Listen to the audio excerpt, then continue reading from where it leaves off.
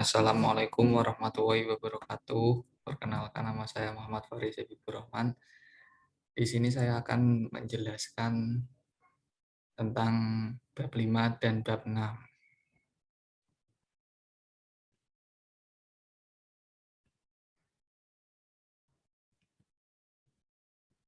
Nah, di sini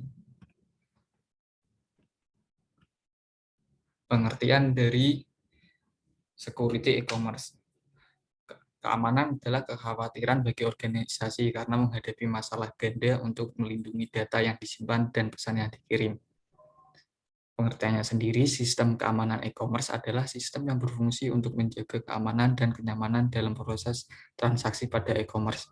Pengembangan sistem keamanan pada e-commerce yang dirancang mengamankan data transaksi langsung melalui skrip pada halaman web dan tanpa menggunakan protokol keamanan manapun.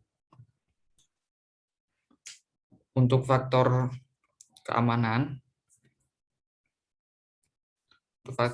meliputi pengolahan dan penjagaan keamanan secara fisik, pengembangan perangkat-perangkat elektronik atau perangkat lunak dan perangkat keras untuk melindungi data, sarana komunikasi, serta transaksi. Faktor pendorong kemunculan dan perkembangan keamanan e-commerce adalah kemajuan infrastruktur sistem komunikasi. Yang kedua ada meledaknya perdagangan global. Yang ketiga ada sistem perdagangan real time, meningkatkan rasa pengertian atau penghargaan terhadap segala risiko yang mungkin terjadi. Yang selanjutnya ada tersedianya teknologi sistem keamanan atau security, dan selanjutnya sistem keamanan sebagai aset yang berharga, politik, dan pengakuan terhadap pernyataan sah. Untuk tujuannya, sistem keamanan informasi merupakan penerapan teknologi untuk mencapai tujuan-tujuan keamanan sistem informasi dengan menggunakan bidang-bidang utama, yaitu sistem keamanan komunikasi, communication security, merupakan perlindungan terhadap informasi ketika dikirim dari sebuah sistem ke sistem lainnya. Yang kedua ada keamanan komputer atau computer security, adalah perlindungan terhadap sistem informasi komputer itu sendiri. Yang ketiga ada keamanan secara fisik seperti pengamanan oleh penjaga keamanan pintu yang terkunci, sistem kontrol fisik lainnya, dan sebagainya. Yang keempat ada keamanan personal, meliputi kepribadian orang-orang yang mengoperasikan atau memiliki hubungan langsung dengan sistem tersebut. Yang selanjutnya ada keamanan administratif, contohnya mengadakan kontrol terhadap perangkat-perangkat lunak yang digunakan, mengecek kembali semua kejadian yang telah diperiksa sebelumnya, dan sebagainya.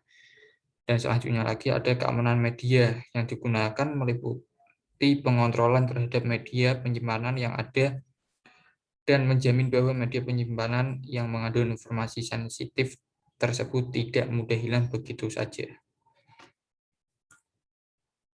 Untuk tujuan sistem keamanan informasi meliputi confidentiality, yaitu menjamin apakah informasi yang dikirim tersebut tidak dapat dibuka atau tidak dapat diketahui oleh orang lain yang tidak berhak. Yang selanjutnya ada integrity, menjamin konsistensi data tersebut apakah masih utuh sesuai aslinya atau tidak, sehingga upaya-upaya orang yang tidak berlangsung jawab untuk melakukan duplikatan dan perusakan data yang bisa dihindari. Yang selanjutnya ada availability, yaitu menjamin pengguna yang sah agar dapat mengakses informasi dan sumber miliknya sendiri. Dan selanjutnya ada legitimate use, yaitu menjamin kepastian bahwa sumber tidak digunakan oleh orang-orang yang tidak bertanggung jawab. Dan 5.3 ada konsep security e-commerce. Konsep security e-commerce meliputi security policy atau kebijakan keamanan yang digunakan, merupakan satu set aturan yang diterapkan pada semua kegiatan-kegiatan pengamanan dalam security domain. Yang kedua ada authorization atau otorasi, merupakan pemberian kekuatan secara hukum untuk melakukan segala aktivitasnya. Yang ketiga ada accountability atau kemampuan dapat diakses, memberikan akses ke personal security. Yang keempat ada A threat atau ancaman yang tidak diinginkan merupakan kemungkinan munculnya seseorang, sesuatu atau kejadian yang bisa membahayakan aset-aset berharga, khususnya hal-hal yang berhubungan dengan confidentiality, integrity, availability, dan legitimate use. Yang kelima, ada an attack, serangan yang merupakan realisasi dari ancaman. Pada sistem jaringan komputer ada dua macam attack, yaitu passive attack, misalnya monitoring terhadap segala kegiatan pengiriman informasi rahasia yang dilakukan oleh orang-orang yang tidak berhak, dan active attack, misalnya perusakan informasi yang dilakukan dengan sengaja dan langsung mengena pada sasaran. Yang keenam, ada safeguard atau pengamanan, meliputi kontrol fisik, mekanisme kebijaksanaan dan prosedur yang melindungi informasi berharga. Dan selanjutnya ada vulnerabilitas atau lubang-lubang keamanan yang bisa ditembus. Yang kedelapan ada risiko atau risiko kerugian. Yang kesembilan ada risk analysis atau analisis kerugian. Untuk ancaman meliputi sistem penetration, yaitu orang-orang yang tidak berhak mendapat akses ke sistem komputer dan diperbolehkan melakukan segalanya. Yang kedua ada authorization violation, yaitu ancaman berupa pelanggaran atau penyalahgunaan wewenang legal yang dimiliki oleh seseorang yang berhak. Yang ketiga ada planting, yaitu ancaman yang terencana, misalnya Trojan horse yang masuk secara diam-diam yang akan melakukan penyerangan pada waktu yang telah ditentukan. Yang selanjutnya ada communication monitoring, yaitu penyerang dapat melakukan monitoring semua informasi rahasia. Dan selanjutnya ada communication tampering, yaitu penyerang mengubah informasi transaksi di tengah jalan pada sebuah jaringan komunikasi dan dapat mengganti sistem server dengan yang palsu. Yang selanjutnya ada denial of service atau DOS, yaitu penolakan service terhadap klien yang berhak. Yang terakhir ada repudiation, yaitu penolakan terhadap sebuah aktivitas transaksi atau sebuah komunikasi yang terjadi dikarenakan sesuatu yang bersifat sengaja. Safeguard yang dilakukan yaitu mencegah munculnya threat, ancaman sebelum benar-benar terrealisasi. Dan yang kedua ada meminimalisasikan kemungkinan terjadinya ancaman tersebut. Yang ketiga ada mengurangi akibat yang timbul karena ancaman yang sudah terrealisasi. Nah, selanjutnya ada security service safeguard. Poin pertama ada authentication service, yaitu memberikan kepastian identitas pengguna. Di sana ada 2 poin. Yang pertama ada entity authentication, contohnya password. Yang kedua ada data origin authentication, membuktikan sah tidaknya identitas dalam bentuk pesan tertulis. Yang kedua ada access control service, yaitu melindungi semua fasilitas dan sumber-sumber yang ada dari akses-akses yang tidak berhak. Yang ketiga ada confidentiality service, memberikan perlindungan terhadap informasi yang berusaha disingkap oleh orang lain yang tidak berhak. Yang keempat ada data integrity service, yaitu perlindungan terhadap ancaman yang dapat mengubah data item. Yang terakhir ada non-repudiation service, yaitu melindungi user melawan ancaman yang berasal dari user berhak lainnya. 5.4 yaitu mengaplikasikan metode security dalam e-commerce. Ada beberapa metode pengamanan yang digunakan dalam membangun e-commerce, yaitu 1 atau A, metode enkripsi, atau yang lebih dikenal dengan kriptografi, adalah metode penyandian suatu pesan atau data yang terkirim melalui jaringan publik dengan menggunakan kunci-kunci tertentu. Di dalam metode enkripsi terdapat 3 poin. Yang pertama ada kombinasi public key atau private key. Yang kedua ada sertifikat authority atau digital signature, yang ketiga ada secure electronic transaction atau SET, dan selanjutnya ada metode virtual private network atau VPN. Virtual private network atau jaringan pribadi maya pada umumnya di mana satu jaringan komputer suatu lembaga perusahaan di suatu daerah atau negara terhubung dengan jaringan komputer dari satu grup perusahaan yang sama di daerah atau negara lain. Dalam VPN, media penghubungnya adalah internet. Pengamanan dan pembatasan diperlukan untuk menjaga agar tidak semua orang atau user dari jaringan pribadi dapat mengakses jaringan publik internet.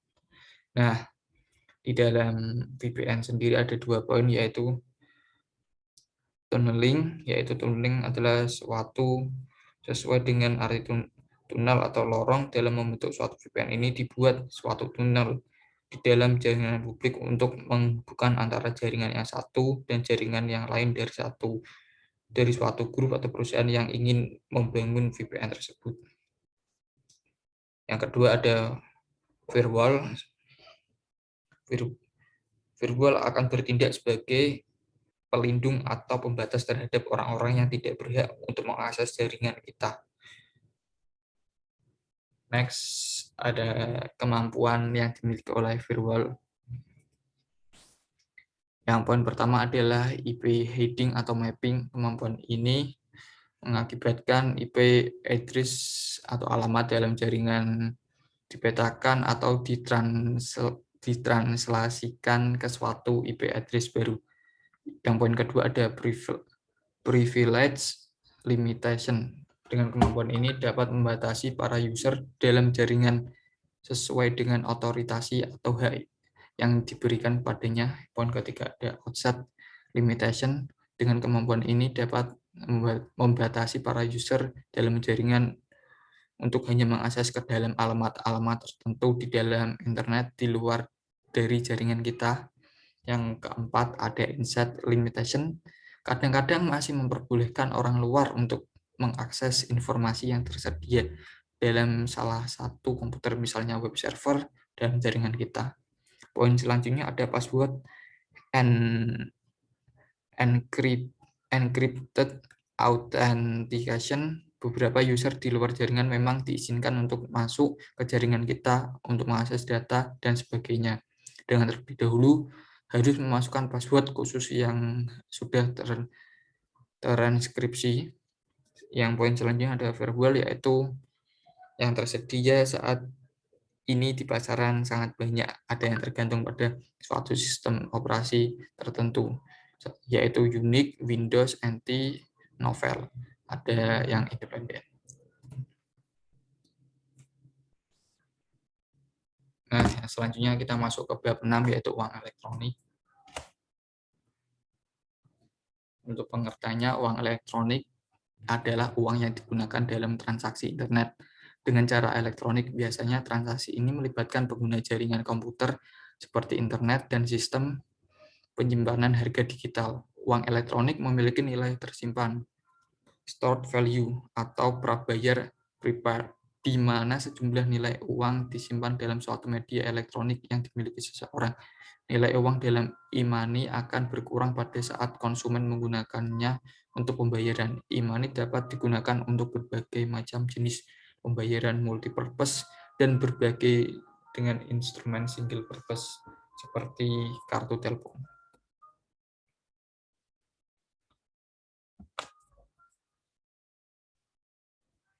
Kriteria uang elektronik. Untuk kriterianya, 1. Diterbitkan atas dasar nilai uang yang disestor terlebih dahulu oleh pemegang kepada penerbit. Yang kedua, nilai uang disimpan secara elektronik dalam suatu media seperti server atau chip. Yang ketiga, digunakan sebagai alat pembayaran kepada pedagang yang bukan merupakan penerbit uang elektronik tersebut. Dan yang keempat, ada nilai uang elektronik yang disetor oleh pemegang dan dikelola oleh penerbit, bukan merupakan simpanan sebagaimana dimaksud dalam undang-undang yang mengatur mengenai perbankan. Yang selanjutnya ada metode pembayaran uang elektronik. Nah, di metode pembayaran uang elektronik terdiri dari 4 bagian, yaitu electronic funds transfer, yaitu transfer dana elektronik,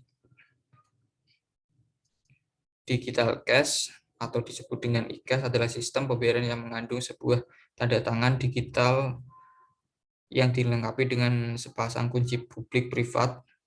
Yang selanjutnya ada e-cash. Sama dengan digital cash, merupakan sistem pembayaran elektronik yang dapat digunakan untuk menarik dan melakukan setoran tunai secara elektronik melalui internet. Yang selanjutnya ada credit card. Kartu kredit adalah sistem pembayaran yang aman, nyaman, dan banyak digunakan di tempat terpencil. Jutaan orang menggunakannya setiap hari untuk memesan barang melalui telepon.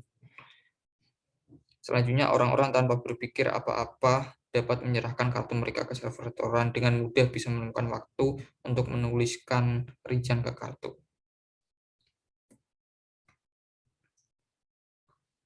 Nah, untuk ini adalah mekanisme kerja digital cash. Gambar di atas adalah mekanisme kerja umum digital cash. Seorang pemilik digital cash menginstal sebuah cyber wallet di sebuah komputer. Si pemilik digital cash dapat mengisi cyber wallet-nya dengan cara mengirim pesan terenkripsi ke bank. Pesan tersebut berisi permintaan untuk mengurangi jumlah uang dari rekening si pemilik dan memasukkannya ke dalam cyber wallet si pemilik. Kemudian si bank mendeskripsi pesan tersebut dengan kunci privat bank dan mengotentikasi pemilik dan pesan memakai tanda tangan digital. Jika pesan sudah dideskripsi atau autentikasi berhasil, maka bank membuat nomor seri, menginskripsi pesan, menandatangani dengan tanda tangan digital bank tersebut, dan mengembalikan ke pemilik. Dengan demikian, cyber wallet sudah terisi uang sejumlah yang dimiliki oleh pemilik. Next, ada protokol digital cash. Secara umum, berbagai macam protokol digital cash dapat dibagi menjadi beberapa kategori, yaitu online. Dalam sistem online, merchant akan berkomunikasi dengan bank setiap kali terjadi transaksi mirip seperti protokol kartu kredit masa kini. Untuk offline, dalam sistem offline tidak dibutuhkan komunikasi antara merchant dan bank sampai transaksi antara merchant dan customer selesai. Untuk observer, cara lain adalah dengan menciptakan smart card khusus yang mengandung chip anti rusak yang disebut dengan observer. Sekian presentasi dari saya. Bila ada kekurangan mohon dimaafkan. Terima kasih. Wassalamualaikum warahmatullahi wabarakatuh.